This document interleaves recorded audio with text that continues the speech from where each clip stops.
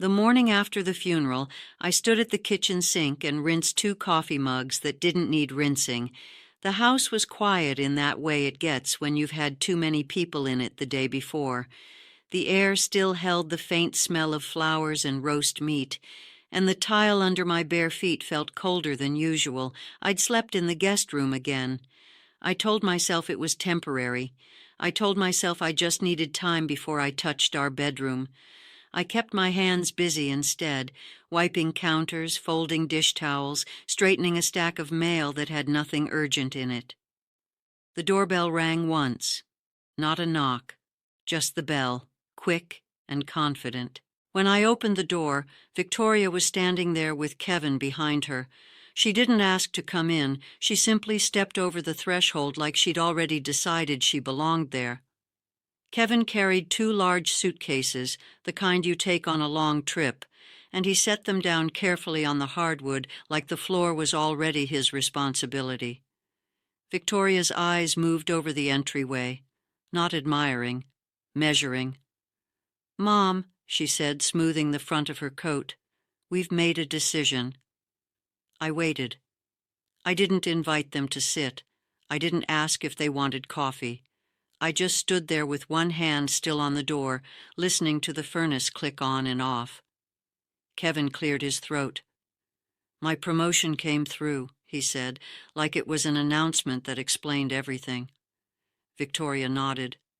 "We need to move into town immediately. This house is perfect for us." For a second, I honestly didn't understand what she meant. My mind was still moving slowly, like it had been since Robert died. I looked past them at the driveway, half expecting to see a moving truck, or maybe more family members arriving for some kind of discussion I hadn't been told about. "Move in," I repeated, just to give my brain time. "But this is my home." Victoria's expression didn't change much, but something in her eyes tightened. She reached into her handbag and pulled out a folder, thick and tidy, like she'd practiced holding it. "Actually, Mom," she said, "according to Dad's will, I inherited everything. The house, the investments, all of it." I felt my face stay calm, even as my stomach dropped. I didn't raise my voice. I didn't argue.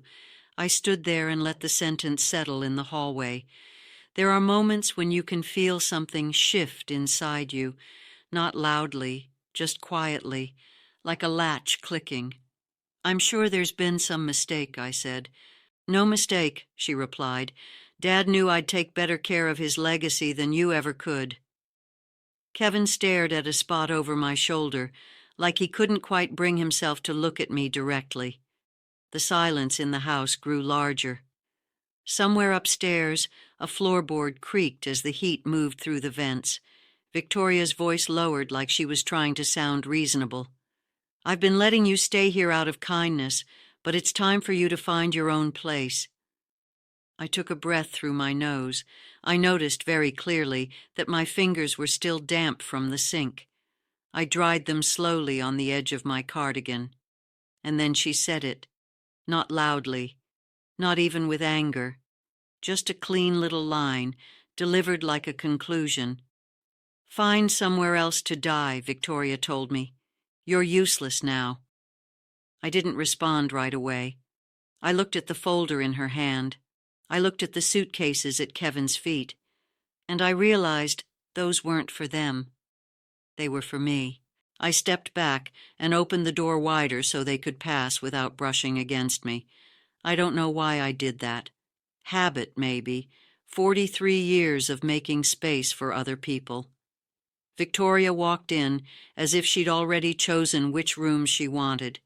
Kevin followed, and the wheels of the suitcases made a soft scratching sound against the floor. I went back to the kitchen.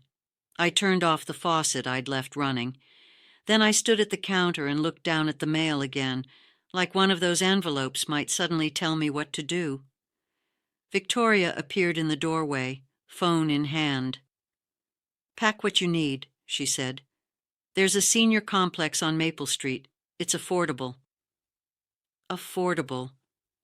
That word landed strangely, considering what Robert had built in his lifetime and what Victoria liked to spend on handbags and vacations. But I kept my face neutral. "I'll pack," I said. Kevin shifted his weight. "Margaret, you'll like having your independence again," he offered, still not meeting my eyes. "No more worrying about property taxes or maintenance." I nodded once, as if we were discussing a normal move, something planned. Upstairs, I opened the closet in the guest room. I pulled out 2 suitcases of my own, older ones that still had airline tags from years ago. I laid them on the bed and began folding clothes without rushing. The fabric felt familiar in my hands: cotton, wool, a few pieces I hadn't worn since before Robert got sick. I packed in silence, not dramatic silence, just the kind that happens when you're focusing on a task and refusing to unravel in front of an audience. Every few minutes, I heard Victoria downstairs opening drawers, closing them, walking from room to room, like she was already rearranging my life while I was still inside it. I found the small box of photos in the back of a dresser drawer. I set it aside. I added my wedding ring to a little zipper pocket without thinking. Then I stopped and took it back out, slipped it onto my finger again, and closed the pocket empty. Some habits take longer to release. When I came downstairs with my suitcases, Victoria was standing near the front door checking her watch. Kevin took the bags from my hands with the efficient politeness of someone moving luggage at a hotel. Victoria pressed $200 into my palm. The bills were crisp, like she'd just pulled them from an ATM. "This should cover you for a few days while you get settled," she said.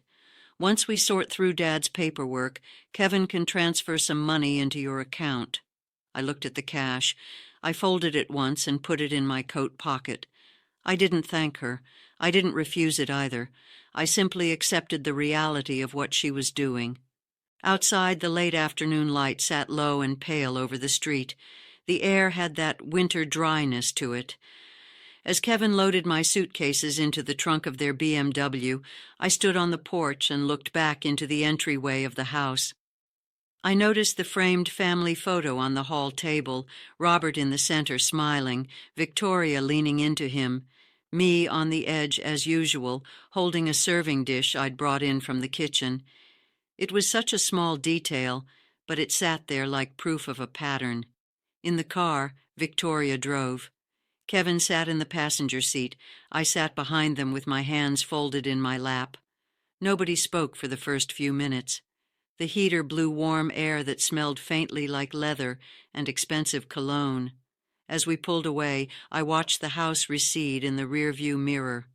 Not quickly, slowly, one tree, then another, then the roofline disappearing behind the curve of the street.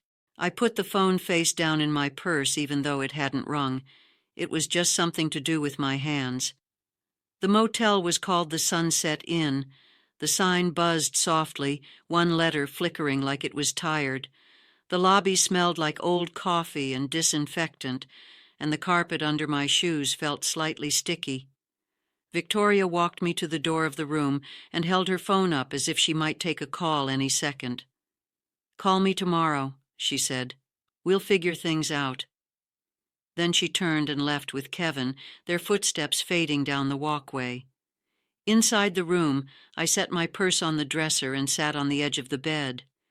The mattress sagged in the middle. The curtains didn't fully close. A car passed outside, and the headlight slid across the wall like a slow sweep. I sat there for a long time without moving, not because I didn't know what to do, but because my body needed a moment to catch up with what had happened. Then I opened my purse, took out my phone, and looked at the last message Robert had sent me weeks ago, something simple about picking up milk on the way home. I stared at it until the screen dimmed. In the quiet of that room, one thought kept returning, calm and steady. Robert had been meticulous.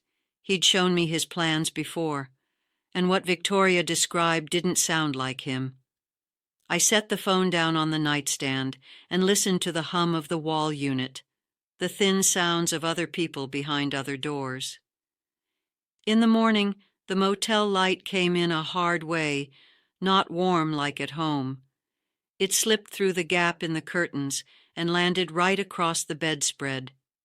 The fabric felt rough under my fingertips, and the air had that stale mix of cleaner and old smoke that never fully leaves places like that. I got up slowly and washed my face in the small sink. The water took a few seconds to heat, and the pipes made a hollow knocking sound behind the wall. I brushed my hair, put on the same sweater I'd worn yesterday, and checked my pocket for the folded cash. It was still there, thin and final. Downstairs, the lobby television was on low.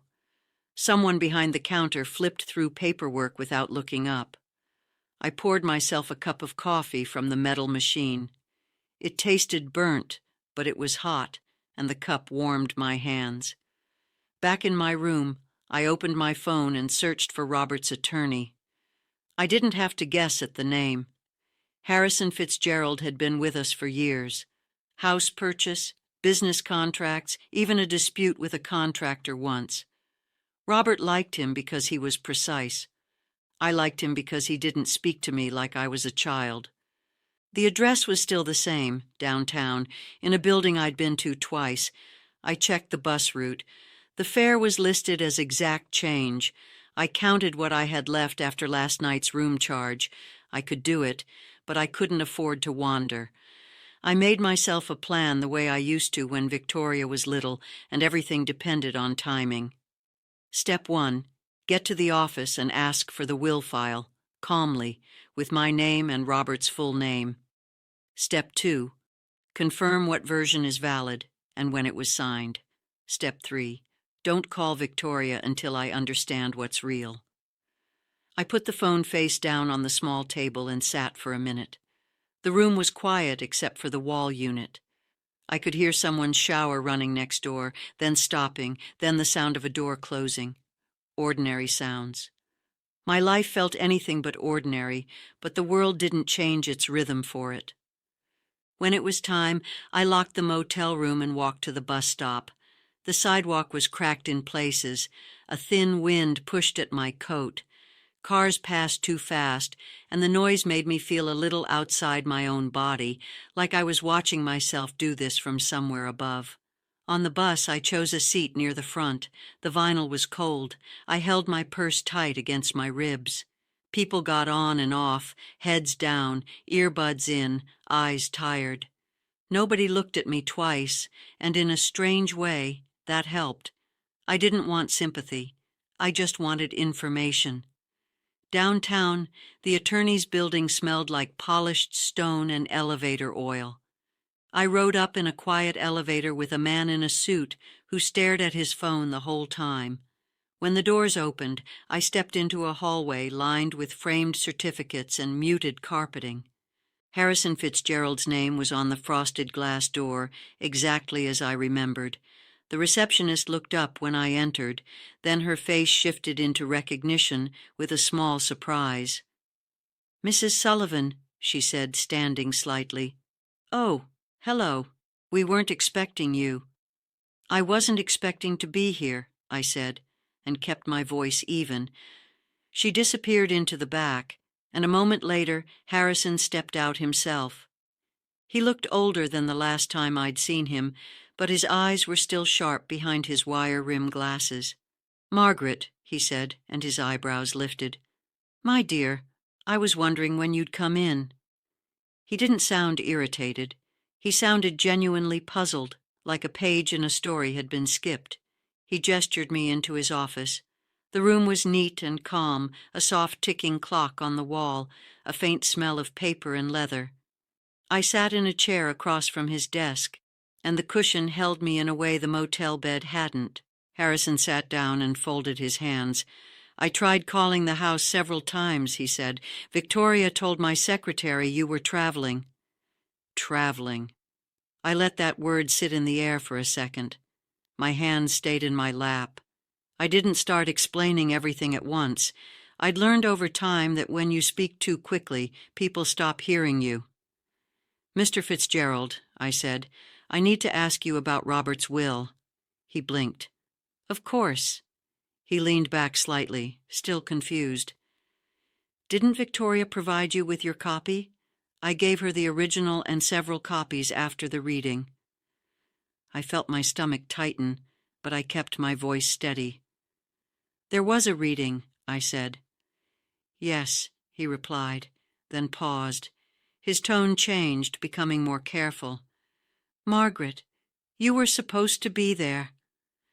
I looked at the edge of his desk. The wood grain ran in a straight line, polished smooth. My eyes followed that line like it could keep me grounded. "I was never told," I said. "Victoria told me she inherited everything. She moved into my house. She gave me $200 and told me to find a senior facility." Harrison's face went still. It wasn't a dramatic reaction. It was the way a person looks when they're suddenly alert, like they've heard something that doesn't fit any normal explanation. "That's impossible," he said quietly. He opened a drawer and pulled out a thick file folder. The movement was quick now, purposeful. He set it on the desk, opened it, and slid a document out with care. I recognized Robert's signature before Harrison even spoke. Neat and deliberate, like everything Robert did. There were stamps, witness lines, dates. Harrison looked at me over the top of his glasses. "Margaret," he said, "your husband's will is very specific about your inheritance." My mouth went dry. He began to read, and as he did, the room felt oddly silent around his voice, like the walls were holding their breath. "I, Robert James Sullivan, being of sound mind," he continued, steady and clear, "do hereby bequeath to my beloved wife, Margaret Ann Sullivan, our primary residence at 847 Oakwood Drive." My hands tightened around each other in my lap. I didn't move. I just listened. "Including all furnishings and personal effects." Harrison's eyes moved down the page. "Additionally, I leave her 70% of all financial assets, investments, and accounts, totaling approximately $23 million. For a moment, I couldn't make sense of the number. It didn't feel like it belonged to my life. I'd spent decades budgeting groceries, clipping coupons, making things stretch. I sat there in a quiet office with a ticking clock and tried to keep my breathing normal. Harrison turned the page, and his voice became firmer. "To my daughter, Victoria Sullivan Hayes, I leave $10 million to be held in trust." He paused briefly, as if reading the next line twice to be sure. "With distributions beginning on her 45th birthday, contingent upon her treatment of her mother following my death." I lifted my eyes from the desk. "Contingent," I repeated softly. Harrison nodded once, grave now. "Yes." He looked directly at me. "Robert included protections, specifically for you." The clock kept ticking. Somewhere outside the office, a phone rang and stopped. The normal sounds of a workday continued, indifferent. I sat very still, letting the words settle into place. And in that calm, I understood one thing clearly. Victoria hadn't misunderstood the will. She had chosen to replace it. Harrison closed the folder slowly and held my gaze. "Margaret," he said, "we need to talk about what your daughter has done, and we need to do it carefully." I nodded once and reached into my purse for my phone, not to call Victoria, just to have it in my hand. Harrison didn't rush. He didn't start giving advice or raising his voice. He simply sat there with the folder closed between us, letting the truth settle the way heavy things do. "What Victoria has done," he said at last, "is not a misunderstanding. It's fraud. And given your age and circumstances, it also qualifies as elder abuse." The words landed calmly, not dramatic, just factual. "She showed me documents," I said, "papers that said everything belonged to her." He nodded. "Most likely an earlier draft or a forgery. Robert updated his will 6 months before his death, very deliberately." He tapped the folder once with his finger. He was concerned about Victoria's attitude toward money. He told me so. I looked at the edge of the document again. The paper was thick, official. It didn't feel emotional. It felt settled. "There's something else," Harrison added. He turned the folder back toward himself and pointed to a paragraph lower down the page. "The trust clause." I leaned forward slightly. "It states that if Victoria fails to treat you with dignity and respect following Robert's death, her inheritance reverts to you in full." I let that sentence pass through me without reacting. No smile, no gasp, just a quiet inhale. "So," I said carefully, "you're telling me that by throwing me out of my own house, she forfeited the trust," Harrison finished. "Yes." I sat back in the chair. The leather creaked softly. Outside the window, I could see a slice of sky between buildings, pale and steady. "How much," I asked, "does that make in total?" "Approximately $33 million, he said, "plus the house, plus all personal property." I folded my hands together and rested them on my lap. 33 million was still an abstract number, but the house wasn't. The kitchen, the hallway, the porch where I'd stood holding my purse, those were real. "What do we do next?" I asked. Harrison's mouth curved into the faintest smile, not amused but assured. "Step by step." He leaned forward now, methodical. "Step 1. We notify the banks and freeze all accounts associated with Robert's estate. Step 2. We file a report with the police for fraud and unlawful eviction. Step 3. We reclaim possession of your property." I nodded once. It felt strange to hear my life reduced to steps, but it also felt stabilizing, order where there had been chaos. "Will she be arrested?" I asked. "Yes," he said, "likely today." I didn't feel relief. I didn't feel triumph. I felt something closer to alignment, like a door finally closing properly in its frame. Harrison made a few calls while I sat quietly. His voice was low, precise. He spelled names. He gave dates. He referenced documents. Every so often he glanced at me to make sure I was still following. When he finished, he folded his hands again. "The banks will freeze everything within the hour. Utilities at the house may already be affected if she transferred them." My phone vibrated in my purse, right on cue. I took it out and looked at the screen. Victoria. I didn't answer. I placed the phone face down on Harrison's desk. "She'll call," Harrison said, repeatedly. "I know," I replied. We sat in silence for a moment. The clock ticked. Someone laughed faintly in another office. Then the sound faded. "What about the house?" I asked. "She's inside. Her things are there." "Legally," Harrison said. "She has no right to be. She entered under false pretenses." He paused, then added, "Would you like to go back today?" I thought about the motel room, the thin walls, the buzzing sign. I thought about my own bed, still untouched. "Yes," I said, "but not alone." "I'll arrange it," he said. "Police escort, documentation, clean and quiet." My phone vibrated again, then again. I didn't look. Before we stood up, Harrison slid a copy of the will across the desk toward me. I placed my hand flat on it for a moment, feeling the weight of the paper. "Robert was very clear," Harrison said gently. "He wanted you protected." I nodded. He was. As I stood to leave, my phone buzzed a third time. This time a text preview lit the screen. "Mom, there's a problem with the bank. Call me immediately." I didn't respond. I slipped the phone back into my purse and closed it. Outside Harrison's office, the hallway felt the same as when I'd arrived, same carpet, same quiet. But my steps felt different, more deliberate. In the elevator, my reflection looked unchanged. Same sweater, same face, but something behind my eyes had settled. When the doors opened at street level, I paused just long enough to take a steady breath. Then I walked out into the afternoon light and waited for the next call. The call came before I reached the bus stop.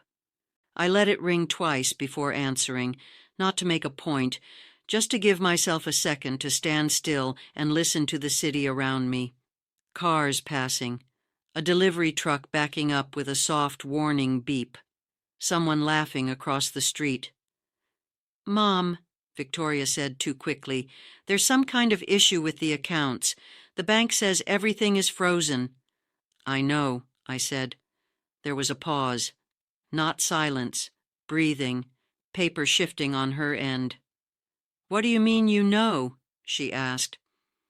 "I'm with Harrison Fitzgerald," I replied, "your father's attorney." Another pause. Longer this time. "That's not necessary," she said. "There's been a misunderstanding. You should have called me first." "I didn't," I said. "I came here." Her voice tightened. "Mom, you're confused. You've been under a lot of stress." I looked down at the sidewalk, at a crack filled with old gum and dirt. I kept my voice level. "There was a will reading," I said. "You told Mr. Fitzgerald I was traveling." Silence.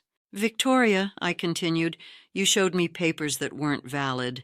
You don't understand how complicated this is," she said quickly. "Dad trusted me with the financial side. He always did." "He trusted me with the house," I said, "and 70% of everything else." The breath she took then was sharp enough that I heard it through the phone. "That's not what the will says," she replied, but her voice lacked conviction now. "It is," I said, "and there's a trust clause you should reread." I didn't explain further. I didn't need to. She spoke again, slower. "Mom, where are you right now?" "I'm downtown." "With who?" "With the person who has the original documents," I said, "and copies." She lowered her voice the way she used to when she was trying to be persuasive. "We can fix this privately. You don't need lawyers and police involved." "I didn't involve the police," I said. "Not yet." Her breath caught. "Victoria," I added, "I'm coming back to the house today with documentation." "You can't just show up," she said. "This is my home now." "No," I replied calmly. "It isn't." I ended the call and put the phone face down in my purse. At the bus stop, I sat on the bench and waited. The metal was cold through my coat. A man beside me scrolled through his phone. A woman adjusted a grocery bag at her feet. Nobody knew what had just shifted in my life, and I liked that. Harrison called a few minutes later. "Everything's in motion," he said. "Accounts are frozen. Utilities at the house are flagged. Police can meet us there in 40 minutes. "I'll be there," I said. I rode the bus back across town, watching the neighborhoods change through the window. Storefronts, trees without leaves, familiar streets I'd driven for decades without really seeing them. When I got off, a patrol car was already parked near the house. Harrison stood on the sidewalk with a folder tucked under his arm. 2 officers spoke quietly near the curb. Victoria's car was in the driveway. Kevin's was gone. We didn't rush. Harrison handed the officers copies of the will and the estate documents. They read carefully, asked a few questions, nodded. Then we walked up the driveway together. Victoria opened the door before we knocked. She looked composed at first glance, but her hands were shaking. She was holding her phone so tightly, her knuckles were white. "You can't do this," she said, looking past me at the officers. "There's been a mistake." One of the officers spoke gently. "Ma'am, we just need to verify ownership." Harrison handed him the paperwork. While they reviewed it, I stood on the porch and waited. I noticed the wind chime by the door, the one Robert had bought years ago at a craft fair. It made a soft, uneven sound. The officer looked up. "Mrs. Sullivan," he said, nodding toward me, "this property belongs to you." Victoria turned toward me sharply. "Mom," I held up my hand, not aggressively, just enough. "I'm not discussing this here," I said. "The documents will." She looked at the officers again, then back at me. Her confidence drained away in stages, like water leaking from a cracked container. "What happens now?" she asked. "Now," the officer said, "you'll need to gather your personal belongings and make arrangements to leave." Kevin arrived while she was packing. He didn't say much. He avoided my eyes as he carried boxes out to the car. Victoria moved quickly, angrily, shoving clothes into bags, opening drawers she'd already filled. I stayed in the entryway. I didn't follow her. I didn't supervise. I listened to the sounds of movement in my house and waited. When they were done, Victoria stood in front of me, eyes red, jaw set. "You didn't have to do this," she said. "I did," I replied. She opened her mouth to say more, then stopped. The officers were watching. Harrison was standing beside me, steady as stone. Victoria walked past me without another word. When the door closed behind them, the house went quiet in a way I hadn't felt since Robert died. The officers left. Harrison gathered his papers. "I'll handle the next steps," he said. "Charges will be filed. I'll call you tonight."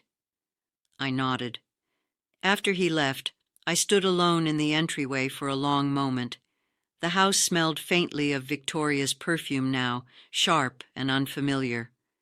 I set my purse down on the hall table. I took off my coat. I walked into the kitchen and turned on the kettle, even though I wasn't sure I wanted tea. The kettle clicked off before it ever reached a full boil. I hadn't been listening for it. I poured the water anyway, set the mug on the counter, and wrapped both hands around it without drinking. The house felt unsettled, not broken, just disturbed, like a room after furniture has been dragged across the floor. I opened a window a few inches to let the air move. The wind stirred the curtains. Somewhere outside, a dog barked once and stopped. My phone rang again. This time it wasn't Victoria. "Mrs. Sullivan," a woman said, professional and calm, "this is Detective Rodriguez with the County Police Department. I'm calling in regard to the report filed today." "Yes," I said. "I'm home." "I understand. We have sufficient evidence to proceed. I need to inform you that your daughter will be taken into custody this evening." I sat down at the kitchen table. The chair legs made a soft scrape on the floor. "Thank you for telling me," I said. There was a brief pause on the line. "You don't have any questions?"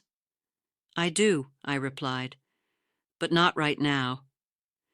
"I'll keep you informed," she said, "and if your daughter or son-in-law contacts you, please don't engage. Let us handle it." "I understand." After the call ended, I placed the phone face down on the table and sat there for a while. The clock over the stove ticked steadily. The refrigerator hummed. Ordinary sounds, doing their job. I stood up and began moving through the house, not to inspect damage, but to reset small things. I straightened a chair. I gathered a few of Victoria's empty hangers and set them in a box. I wiped the kitchen counter where she'd left a faint ring from a glass. Around 6, my phone buzzed again. A text, "Mom, please call me now." I didn't respond. 10 minutes later, another message came through. This one from Kevin. "Margaret, we need to talk privately. This has gone too far." I looked at the screen, then locked the phone and set it aside. At 8:30, the phone rang. This time, the number wasn't saved. "Mom," Victoria said, and her voice sounded different now, tight, uneven. "They're here." "I know," I said. "You called the police," she accused, but the anger had drained out of it. "No," I replied. "Your actions did." In the background, I could hear voices, doors opening, someone asking her to step outside. "This is unbelievable," she said. "You're really doing this." "I'm not doing anything," I said calmly. "I'm letting the process work." "Think about the grandchildren," she said quickly. "Think about what this will do to them." I closed my eyes for a moment, not in pain, just in focus. "I am," I said. "That's why I'm not lying for you." She started to cry then, not loudly, just a broken sound, like air leaking from something under pressure. "I made a mistake," she said. "I didn't think it would end like this." "I know," I replied, "but mistakes still have consequences." The line went quiet. Then someone else spoke, distant and official. "Ma'am, we need the phone." The call ended. I stayed seated at the table for a long time after that. I didn't replay the conversation. I didn't imagine the scene. I let it end where it ended. Later that night, Harrison called to confirm what I already knew. Charges were filed. Kevin would be questioned the next morning. The accounts would remain frozen. "You did exactly right," he said. "I did what was necessary," I replied. When I hung up, I turned off the lights downstairs and walked up to the master bedroom for the first time since Robert died. The room smelled faintly of his aftershave, still lingering in the wood and fabric. I changed the sheets. I folded the old ones carefully and set them aside. I opened the window just enough to let in the night air. Before getting into bed, I placed my phone on the dresser, face down. Then I turned off the lamp and lay there in the dark, listening to the house settle around me. In the quiet, I felt something I hadn't expected. Not victory, relief. And for the first time in weeks, I slept. The next morning, the house woke up before I did. I could hear the heat turning on, the soft click in the walls, the familiar sound I'd lived with for decades. Sunlight came through the curtains in thin lines, landing across the dresser where my phone sat face down, exactly where I'd left it. For a few seconds, I forgot what day it was. Then everything returned quietly, like furniture settling after a move. I made coffee the way I always had, same mug, same amount of cream. I stood at the counter and watched the steam rise, letting the routine hold me steady. My phone vibrated once, then again. I didn't touch it right away. When I finally turned it over, there were missed calls from Kevin. 3 of them, 1 voicemail. I didn't listen to it yet. I poured my coffee and sat at the table first. At 9 o'clock, Harrison called. "Victoria was booked overnight," he said. "She's being held pending arraignment." I nodded, even though he couldn't see me. "And Kevin?" "He'll be picked up today. Financial records don't lie, Margaret. And he left a long trail." I looked out the kitchen window at the backyard Robert had planted himself. The grass needed cutting. 1 corner fence leaned slightly, things I could handle. "There's something else," Harrison added. "Victoria showed forged documents, very clean work. This wasn't panic, it was planned." "I know," I said, "which means Kevin likely helped," he continued, "or knew." I didn't answer right away. I let the silence sit. "Harrison," I said finally, "I want everything documented, every step." "That's already happening." After the call, I listened to Kevin's voicemail. His voice was controlled, careful, the voice of a man used to negotiating outcomes. "Margaret, we need to talk. Victoria made some poor choices, but involving the police was unnecessary. We can resolve this privately. Call me." I deleted it. An hour later, there was a knock at the door. Not urgent, not aggressive, just firm. 2 detectives stood on the porch. Detective Rodriguez was one of them. "We need to ask you a few questions," she said. "May we come in?" I stepped aside. They sat at the dining table while I brought out water. I noticed how their eyes moved. Not curious, not judgmental, just observant. "Mrs. Sullivan," Rodriguez said, "your daughter claims she believed you were incapable of managing your husband's estate." I smiled faintly. "She's believed that for years." "She also claims Kevin was only following her instructions." "That's convenient," I said. Rodriguez nodded. We thought so too. She slid a folder across the table. These are bank transfers Kevin initiated before your husband passed. Quiet ones. I looked at the dates, the amounts, preparation. So, I said, this wasn't grief. No, Rodriguez replied. It was timing. After they left, I sat alone again. I didn't cry. I didn't pace. I simply sat and let the facts arrange themselves. Late afternoon, Harrison called once more. Kevin was arrested at his office, he said. White-collar unit, no scene. I closed my eyes briefly. Thank you for telling me. That evening, the house felt different.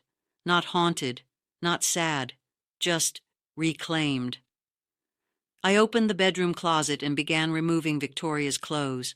I didn't throw them out. I packed them neatly into bags and set them by the door. Order mattered. As I worked, I found something tucked behind a stack of boxes in Robert's study. A flash drive. I recognized his handwriting on the label. Backup.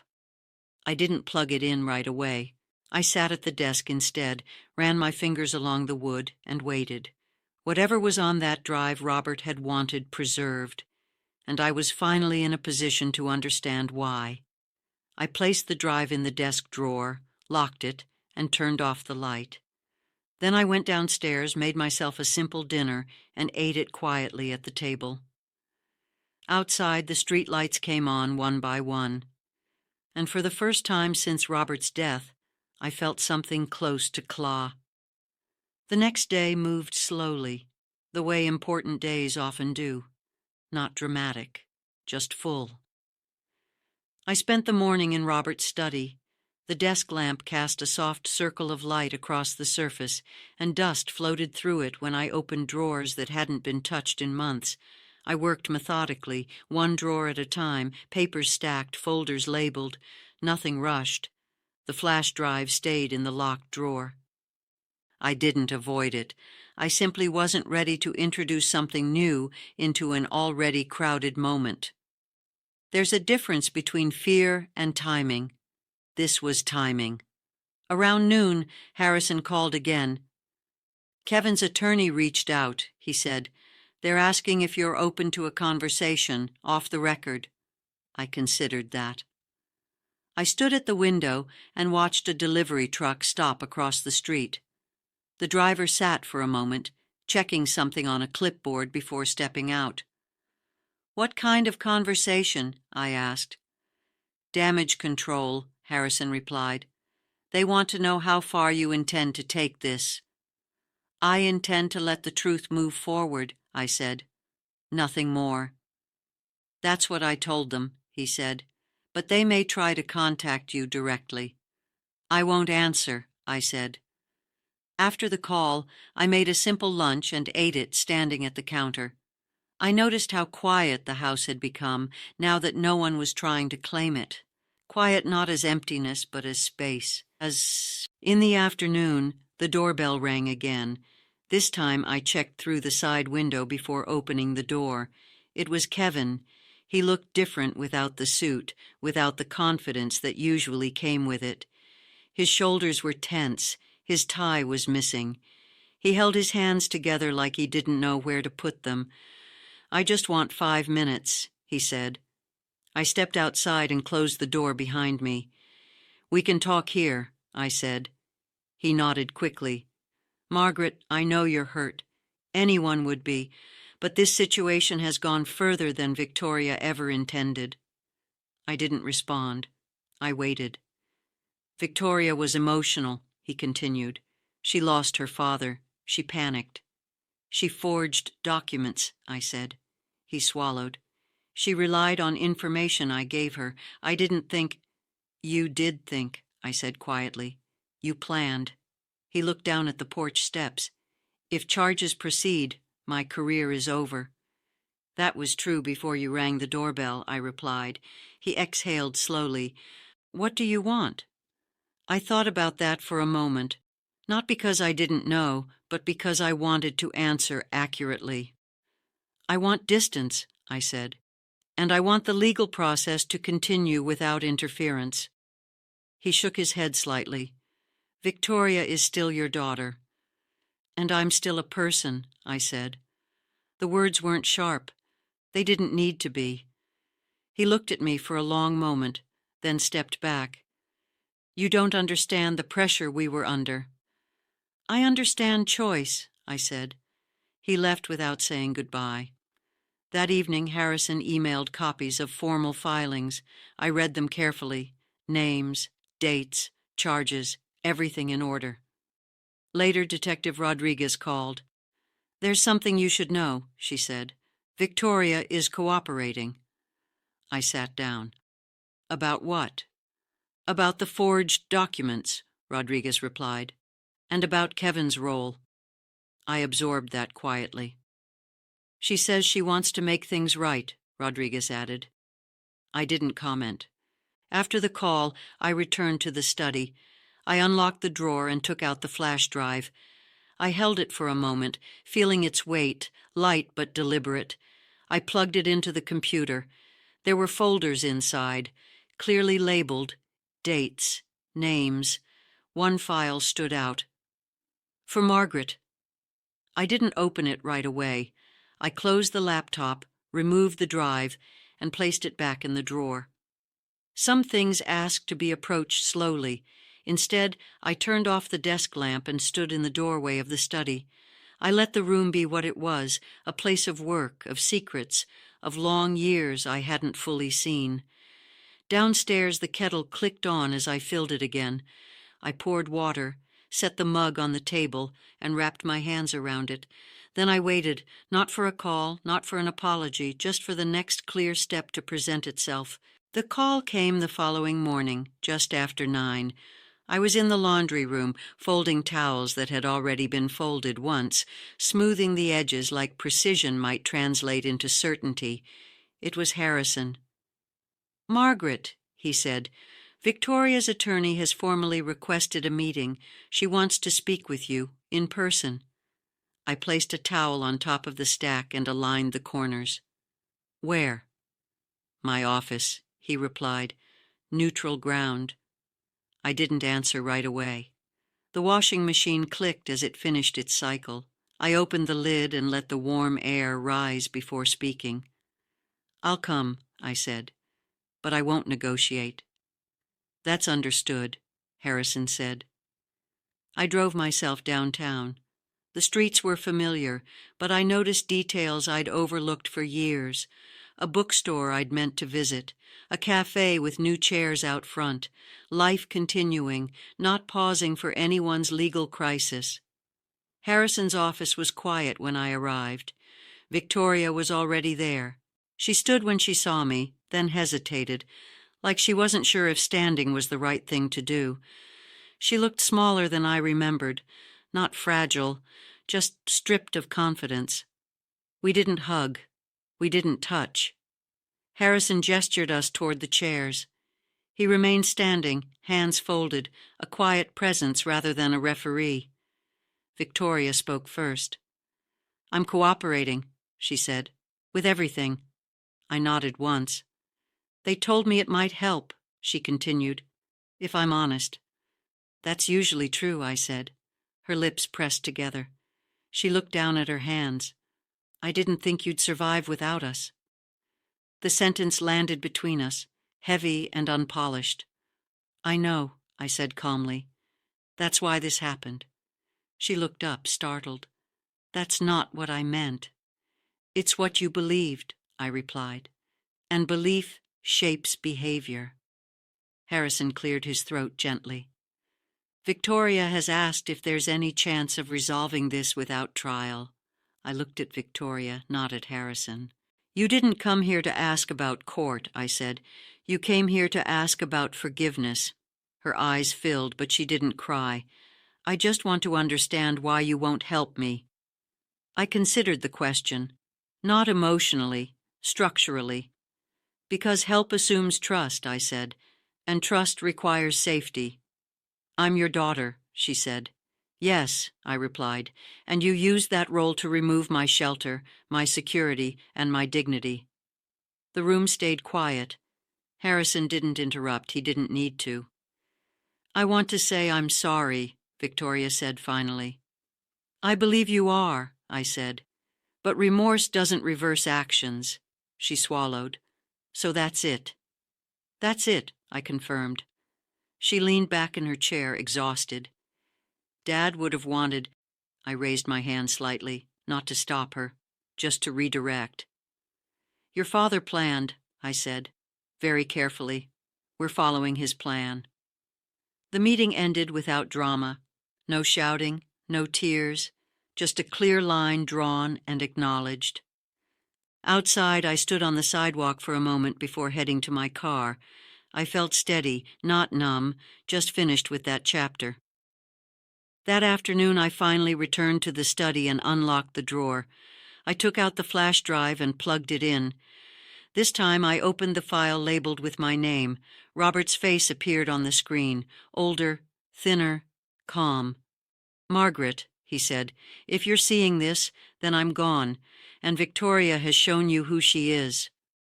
I didn't interrupt. I didn't speak. I watched. "I didn't protect you enough while I was alive," he continued. "I saw the signs too late. This file contains everything you need: documents, confirmations, safeguards, not just about the will, about the accounts, about contingencies." He paused, then smiled faintly. "I wanted you to have leverage without ever having to raise your voice." The video ended. I closed the laptop slowly and sat there for several minutes, hands resting on the desk, absorbing the quiet confirmation of something I'd only recently learned. Robert had trusted me with the ending. That evening, I made soup and ate it at the table. I washed the dishes, I turned off the lights, and when I went upstairs, I left the study door open. Nothing in that room felt hidden anymore. 2 days passed without any calls. That alone told me something had changed. I kept to small routines: morning coffee, opening the mail at the same time each day, a short walk around the block just before dusk. I didn't avoid thinking about what was coming, but I didn't chase it either. On the third morning, Harrison asked me to come in again. "There's been a development," he said. "Not a crisis, just something that needs to be explained carefully." His tone was steady, which mattered. I arrived just before 10. His office looked the same as always, but there was someone new waiting inside. A woman in a plain navy suit, no jewelry except a watch, posture straight without being stiff. "Mrs. Sullivan," she said, standing. "I'm Agent Martinez, Federal Bureau of Investigation." I took the chair Harrison indicated. The leather felt cool. Agent Martinez didn't waste time. "Your husband, Robert Sullivan, was known to us." I kept my face neutral. "In what way?" "He was a confidential cooperating source," she said, "for 12 years. The sentence settled slowly. I didn't interrupt.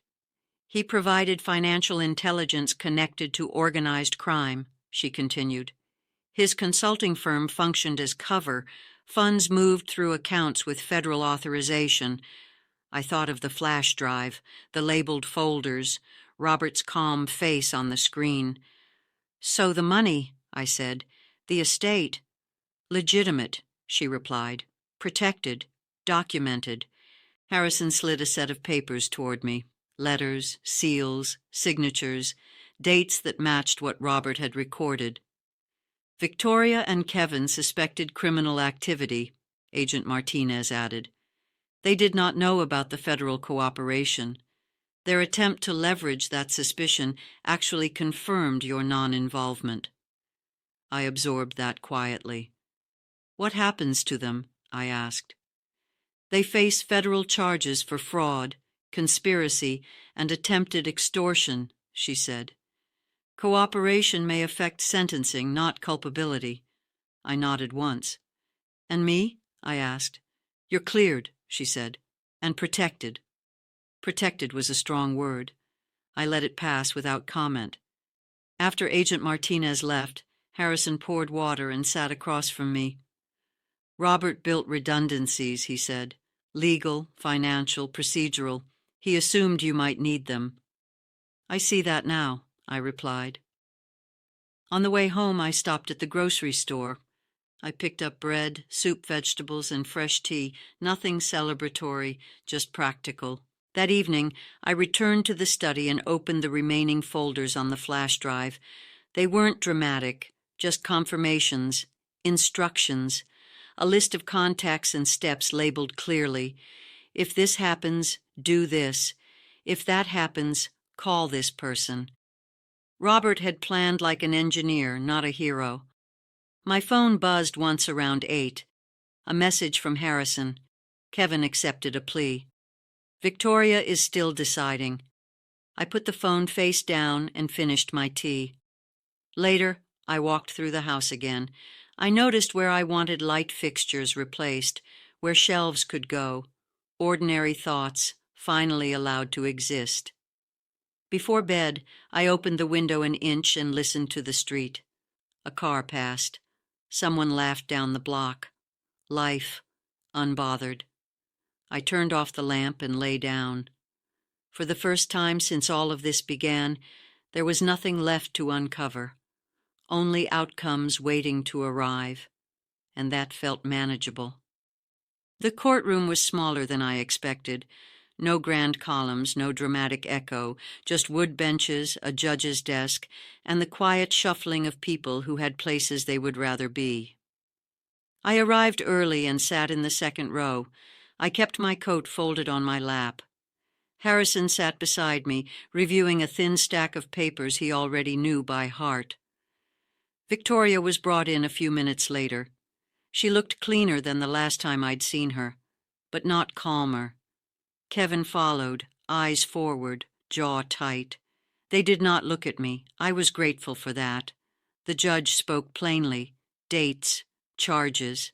Pleas entered into the record. Kevin had accepted responsibility.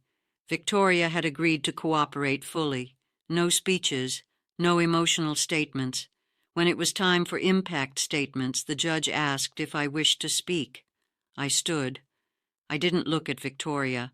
I addressed the bench. I'm not here to ask for punishment, I said. I'm here to confirm facts. I was removed from my home under false pretenses. Documents were forged. Accounts were misrepresented. The consequences before this court are the result of those actions. I paused. The room was still. I don't seek revenge, I continued. I seek closure. I sat back down. That was enough. Sentencing was scheduled. Outcomes were outlined. Nothing unexpected, nothing theatrical. Just process doing what process does when left alone. Outside the courthouse, the air felt clearer. Harrison walked me to my car. You handled that exactly right, he said. I said what was true, I replied. In the weeks that followed, things settled. Accounts were unfrozen and transferred properly, deeds recorded.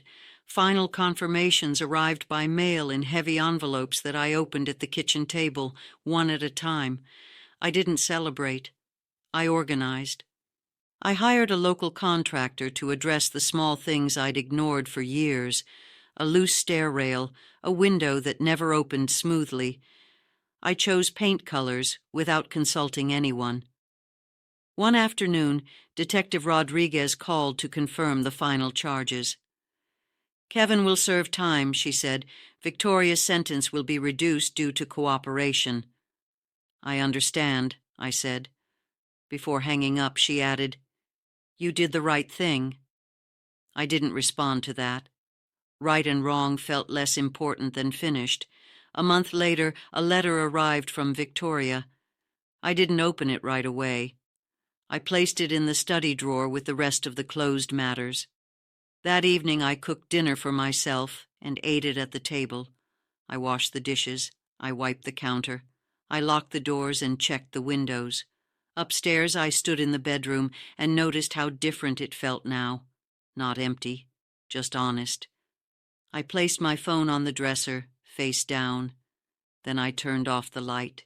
And for the first time in a long while, I wasn't waiting for the next development. I was simply done with that part of my life. 6 months later, the house moved at my pace. Mornings were quiet and predictable. I made tea instead of coffee now. I opened the back door for fresh air, even when it was cold. I learned which floorboard still creaked and which one had finally settled after the repair. The legal matters were finished. The accounts were where they belonged. The sentences were set. Nothing was pending anymore, and that was a relief I hadn't expected to feel so fully. I turned Robert's old study into a small workspace of my own. Nothing dramatic.